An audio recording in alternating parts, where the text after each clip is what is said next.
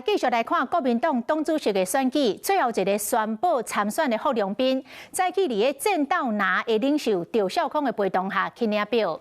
霍良斌来透露讲，昨午台中市长罗秀燕有传简讯甲加油。另外一个嘛要参选的前立委郑丽文，是有军系的系统来甲支持。我们请郝龙斌同志领表。谢谢。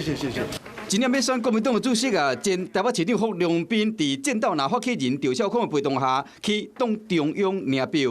就是我们综合评估，我有胜选的把握，他就全力支持我。基本上，我跟少康兄我们的理念以及我们对于党未来发展的方向是一致的。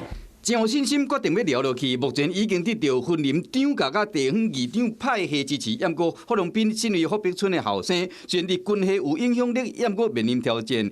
前黄复兴主委桂林莲已经表态要挺郑丽文，已经分散军系票源。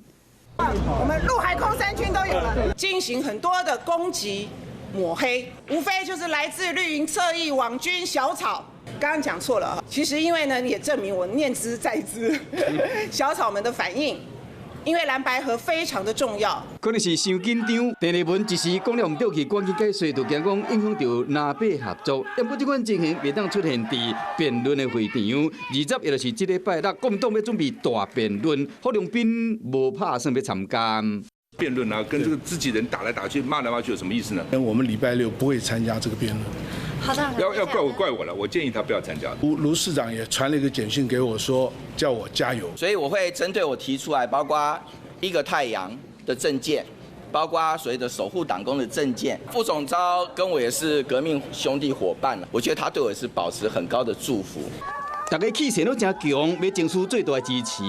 国民党主席的大战一触即发，即摆讲是君主之争，敢是先礼后兵，真紧就会知影。你好，我是宋彦明。想掌握最及时的新闻资讯吗？赶紧订阅、按赞、开启小铃铛，锁定华视新闻 YouTube 频道。